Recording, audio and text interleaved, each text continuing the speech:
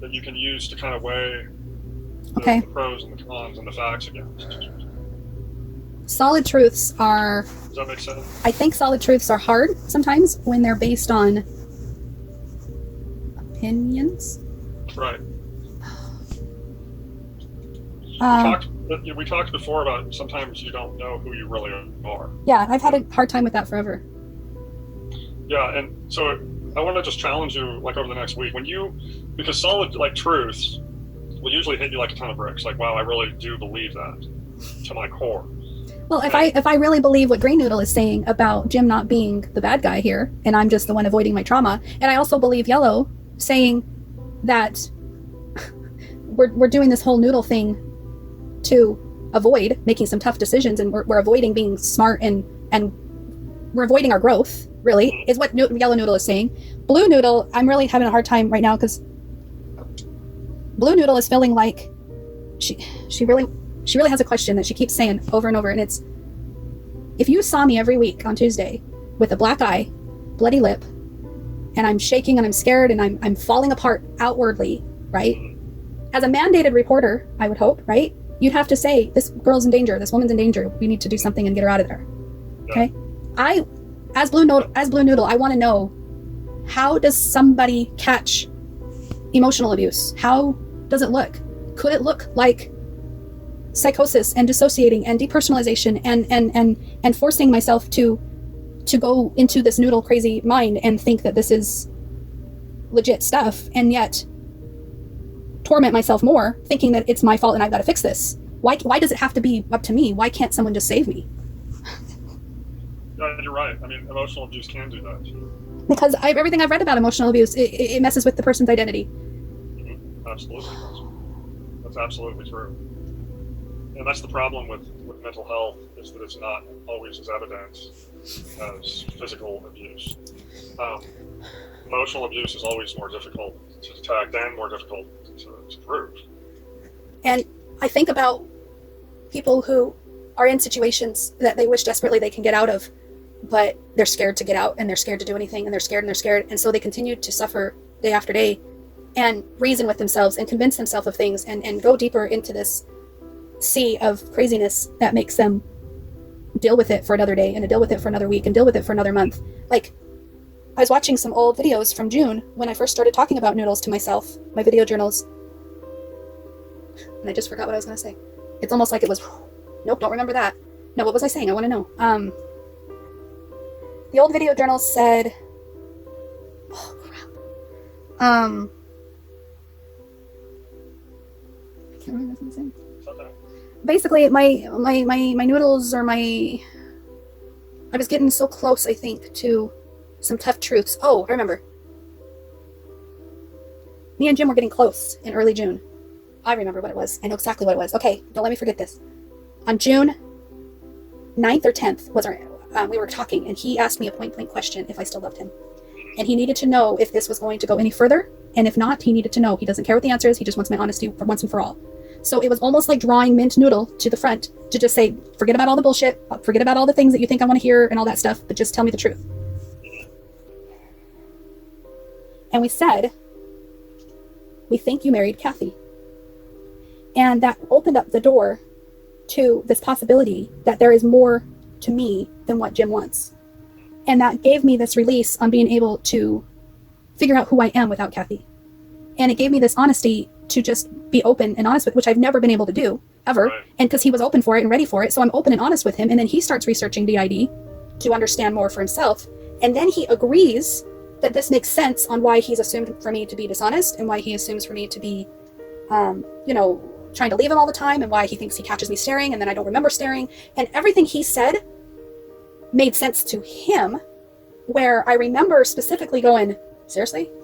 But then I think we wanted love and validation so badly, we were like, okay, yeah, let's go with this, because he's finally starting to validate who we truly are. He's starting to validate that I wasn't being dishonest on purpose, and I wasn't trying to get his attention, or leave him or manipulate him. I wasn't trying to do those things. I'm just really not all there. Thank you. I would rather be not all there and accepted by you than to be all these terrible things that you think of me to be. Does that make sense? Like, I almost feel like that is gaslighting in itself, that he couldn't ever take a look at his abuse and say, this is why Crystal's acting like this. And then he's like, tell me the truth. Do you love me or not? And then I say, I don't think I do. And I think I know why, because that was my truth, right? But then he takes it and says, okay, yeah, so you're just crazy. So everything you've ever said I did, or yeah. Do you see what I mean? Like that to me is the epitome of gaslighting, to make me feel like I'm crazy. It made me feel like I'm crazy. I don't know if I'm making any sense. But you know that's not true. You know you're not. Oh, I don't. Well, like, I feel like a part of me is really solid and I understand myself so well, but I can't stay there. you're going to stay there for longer periods of time. This is the beginning of this process. You started this in June. We're just moved into September. This has only been a few months. You've come extremely far in the last few months. I just feel like my mind is slipping, and at the same time I feel like I'm doing so much better than before. One example of how great it feels is if I am really upset about something and then 5 minutes later I can't remember why I was upset.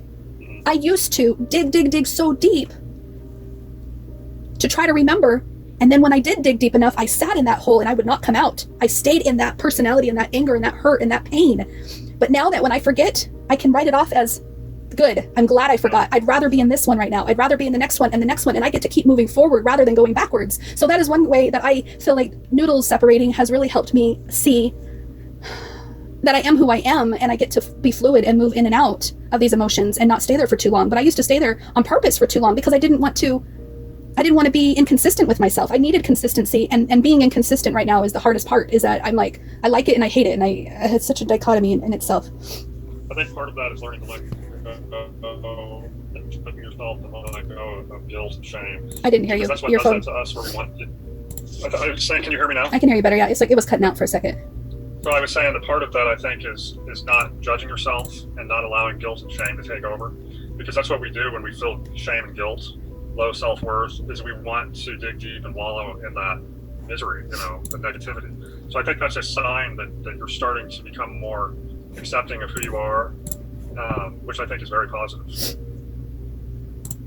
I agree. There's a fine line between not wanting to suppress your noodles, the ones that need to be healed, and trying to get to the bottom of every little turmoil or negativity you go through, and realizing, hey, I'm not going to allow guilt and shame to keep me, held down. Mm-hmm. So there's a fine line between those two, and I think the stronger you get, the more you're going to realize that you have value and you don't need to feel guilt and shame for every little thing. So I think that's positive. I think that's a sign of progress.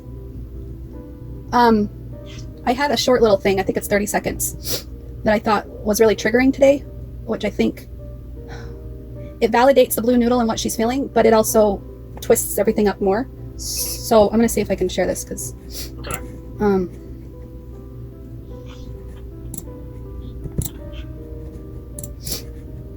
Can you see that, girl? So I just wanted to tell you about it in case it helps you. Okay. If you have someone in your life, I'm going to start it over. Basically, she said she had a dream. I gotta do the sound. I had a dream last night that helped me process a lot of trauma, so I just wanted to tell you about it in case it helps anyone. If you have someone in your life who withholds affection or gives you the silent treatment whenever you show the parts of yourself that they don't like, that is not normal.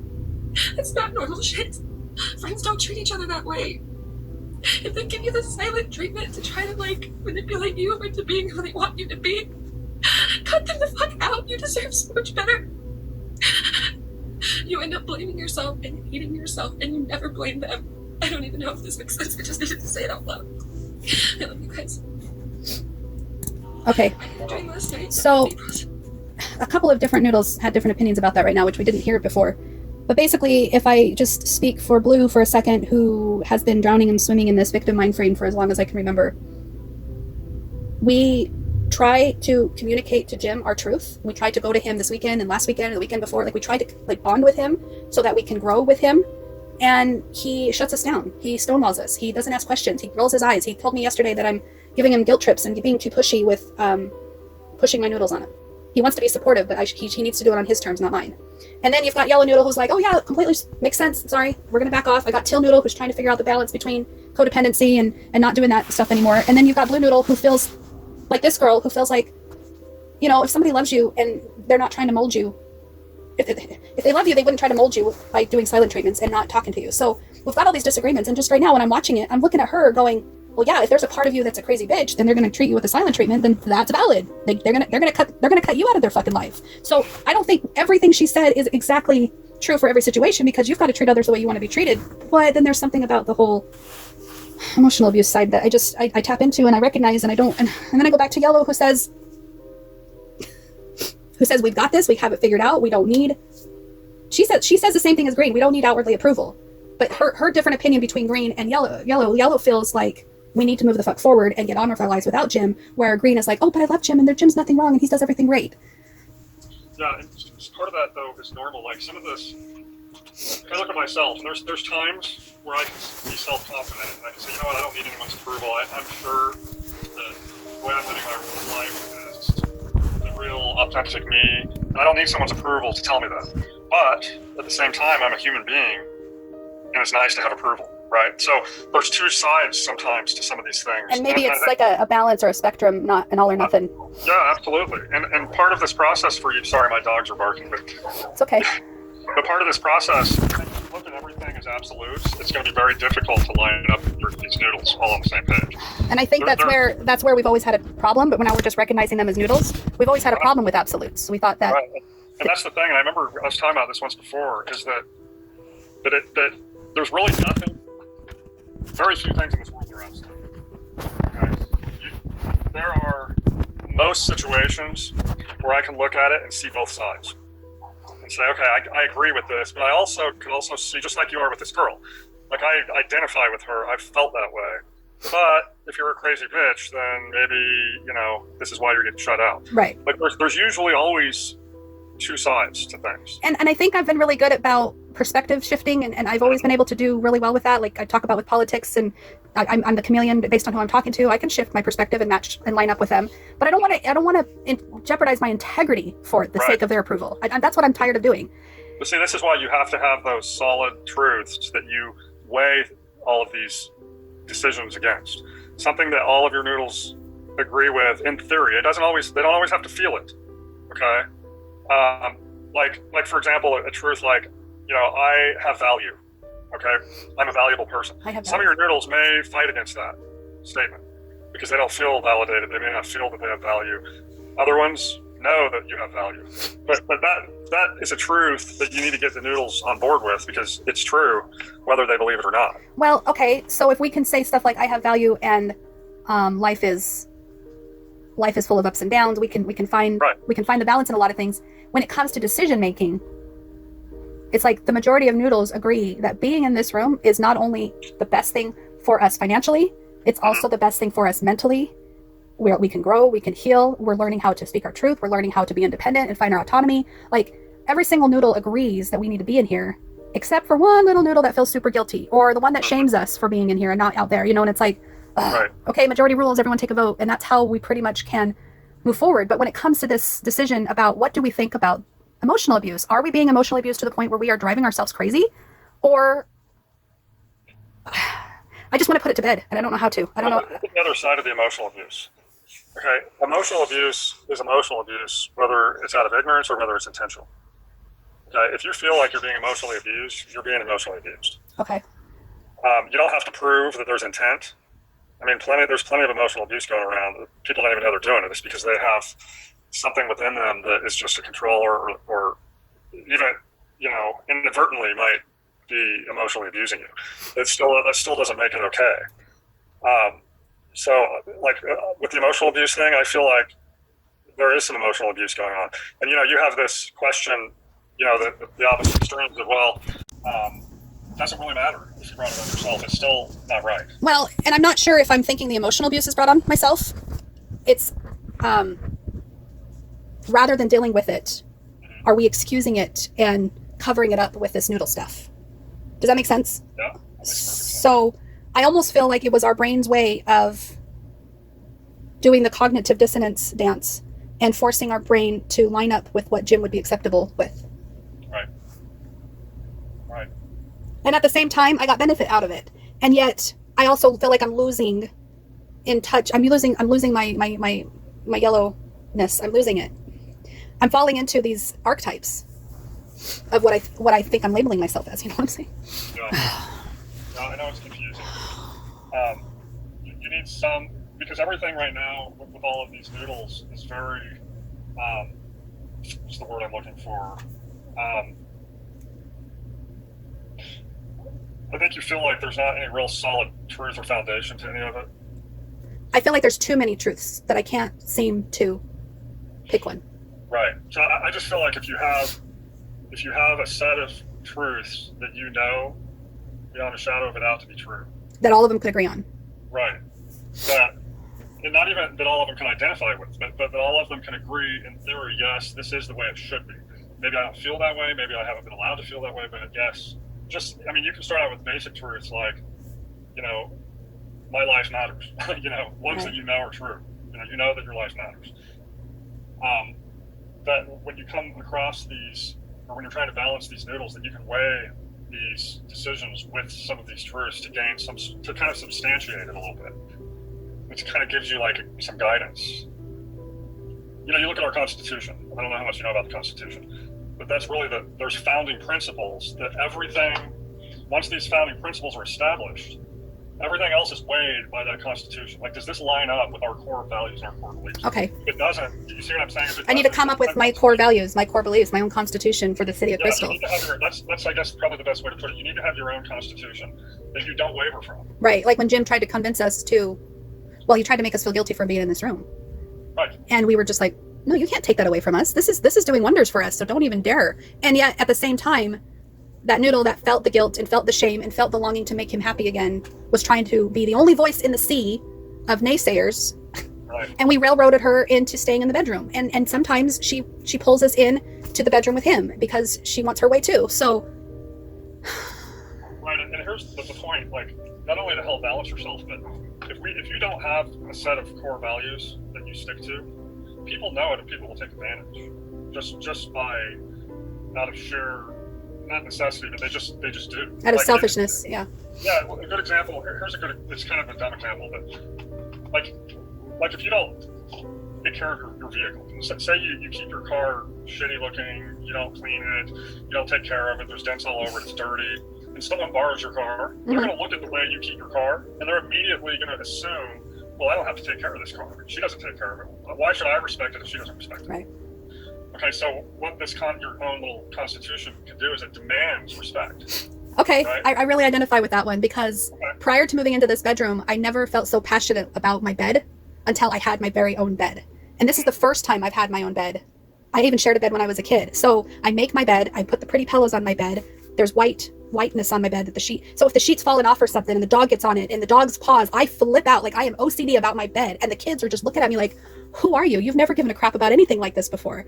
And so now they all respect my bed. They all know mom wants her bed made a certain way. Mom likes her bed not touched. But yeah, I understand. Like I demanded the way I expected my bed to be treated when people came into my room. And it's taken a few months, but they understand it now. So I like that idea of the Constitution. And, you know, like you said, if you don't keep your car clean, then they know that they don't need to respect it either.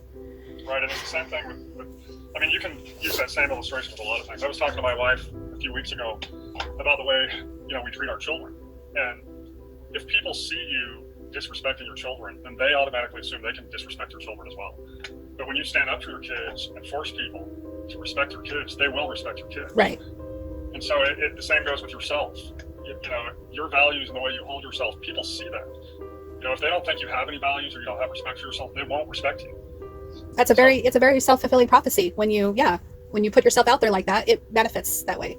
I agree. Right, I think so you hold, you know, you find those values and those beliefs for yourself, and all of your noodles over time will start to learn that these boundaries, these values are not crossed. So whatever happens, you know, we have to line up with these truths that we know are true. And I like that too, because all those noodles that are doubting themselves and doubting that their voice matters, I can feel it inside. They're shouting, rejoice, like they're going to be able to have a piece of this Constitution of ours that is going to. They want to be healed. They do. They want to be healed, and they want to have a voice that matters in this city of Crystal. Right. Absolutely. So, all right. Well, it's good to see you. I hope you have a good week. Are you? I'm taking an awful lot of time off. I'm doing 1 day a week. Are you any closer to that FMLA thing? Yeah. So all I have to do is, like, I did it on the computer, but I realized I can't sign it on the computer, so I have to print it out and sign it, and then I'll have to scan it back in, and then I can email it to you. Okay. So there's only one section that I fill out. One section your employer fills out and one section you fill out. Right. Okay, so I have the one that I fill out. I'll print it out and sign it. Okay. And then try to scan it back in. Yeah, I took And Thursday. I electronic signature. I'm still doing that neuropsych eval, and I put your name down as the provider that they send a copy to. Okay. And I finally talked to Dr. Fitzgerald about the Beck depression scales.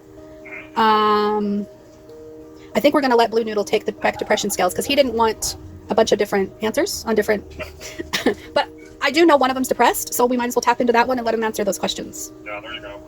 Even though that's not really true for us all the time. Right. I got that noodle that thinks I'm just talking crazy talk, but it really does help me separate them. So work on that constitution thing. It could take, because you're not going to be able to come up with these, obviously all in one sitting. This is going to be something you add to. Just like we do in the country. We make them in and things. And that's okay. I don't know if you can see it, but I have a dresser right there in the closet. In the closet? Yeah, it was Trevor's. I pulled it out of the dining room and put it there the other day so that I could stand and work. And it's because of that dresser that I fell, really. It caused too much stuff to clutter because I took everything out of the closet. But anyways, I painted it. I painted each drawer a different color. Just your regular 6 primary rainbow colors. And inside the bottom of each... Oh, you can't hear me? Yeah, I can hear you now. Okay. Inside the bottom of each of the drawers, I painted what I wanted in my life. Oh, good. I painted words like safety, and I painted words like connection, and I painted words like... I don't remember. Truth. I don't know. Yeah. So anyways, I just thought it was fun because when I get to the bottom of my drawer, I get to remind myself another time. Another visual. It's good, but it makes it easier to understand it all, I'm sure. Yeah. All right. Well, thank you. All right. Good to see you. Good to see you too. And you said you'll email that over? Yeah, I'll email. I'll probably just send it to your email address through. I don't know if I can. You sent it to me through the patient portal. The problem is once I print it out and scan it back in, I don't think I can send it back the same way you sent it. So I'll probably just send it to you through your regular email address. That's fine. Okay. All right, cool. Thank you. All right, you got it. All right, bye-bye. Bye.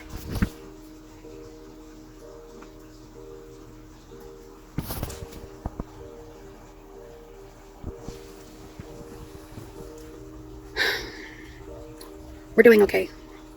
We're doing okay. We just need to remember that we are a team working together, and we can't afford... We can't afford for all of our noodles to be forced to think like another noodle. We need to find a way to get us balanced. A constitution, I really like that. I'm trying to work on that.